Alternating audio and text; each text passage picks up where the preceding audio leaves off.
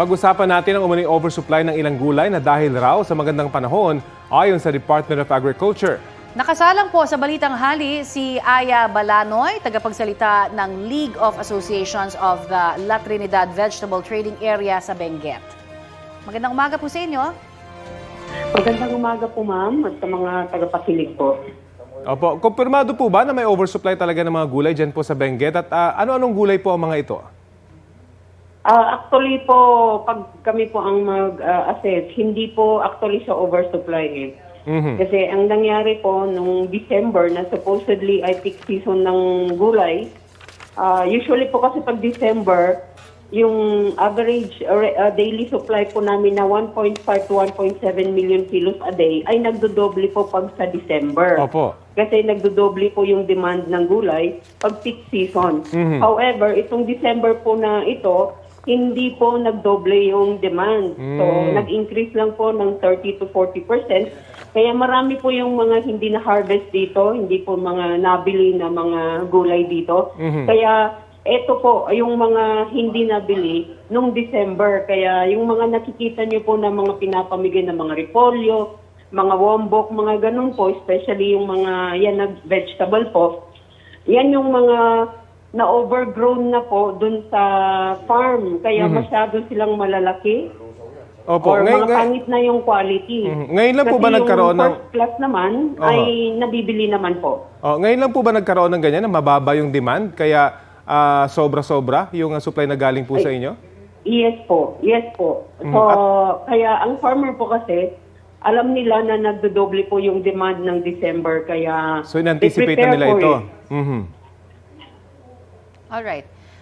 Ma'am, sa ngayon, pahirapan pa po ba yung pagbabiyahe ng gulay dito sa Metro Manila? Actually, wala pong problema sa pagbibiyahe or sa transportation in itself. Ang problema po talaga yung mababang demand. Okay. At saka, ito nga, sa araw na ito, ang pinakamataas na repolyo ay 10 piso lang. Tapos yung sa wombok naman, 8 pesos lang. So, sa carrot, sa mga big size, meron naman pong 35 to 50. Pero at the same time, yung medium size, saka yung small size, pinapamigay po, or piso, 2 piso, 3 piso po. Okay, pero Ms. Balanoy, ano ho bang nagiging dahilan kaya? Bakit kaya nagkaroon po tayo ng sinasabi nga na oversupply? Dahil sabi nyo, mahina yung demand. Ano daw yung nabanggit sa inyong dahilan? Bakit kaya humina this December po yung bilihan ng gulay? Unang-una po, lalo na po sa mga carrot, sa broccoli, coli, onion leeks, celery. Marami po kasing mga smuggled po dyan na kalaban ng mga local produce po natin. Oo. Tapos yung yung mga iba po na buyers na aakyat sana, nabibili dito sa amin, hindi na bumili dito sa amin.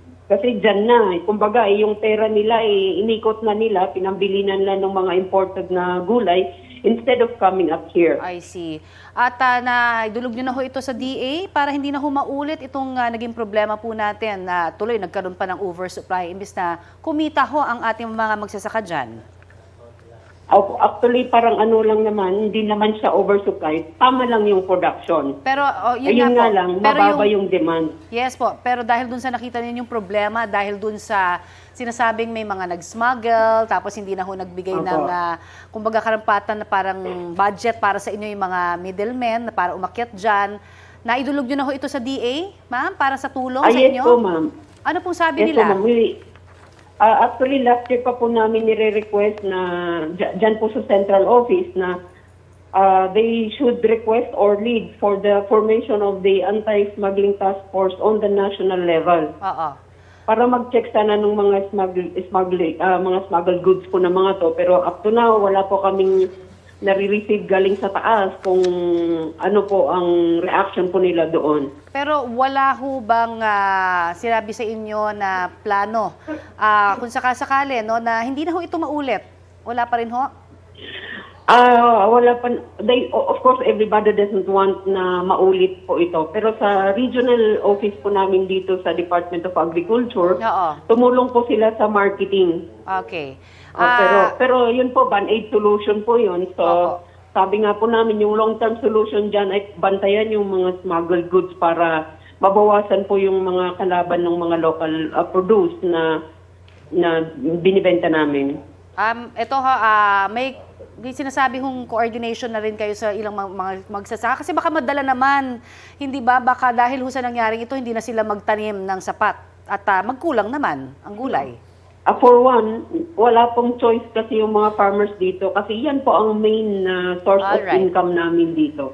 Sige Diyan po po. naka-anchor ang economy po ng Benguet or the Cordillera as a whole. So we cannot really stop planting. Alright. Miss Aya, susubukan din syempre namin iparating po ang inyo pong mga hinaing na ito sa Department of Agriculture. Marami pong salamat sa inyo pong oras na Maraming ibinigay. salamat din po, ma'am. Yan po naman si Miss Aya Balanoy ng League of Associations of the La Trinidad Vegetable Trading Area. Kapuso, alamin ang maiinit na balita. Bisitahin at mag-subscribe sa GMA Integrated News sa YouTube. Sa mga kapuso abroad, samahan nyo kami sa GMA Pinoy TV at sa www.gmanews.tv.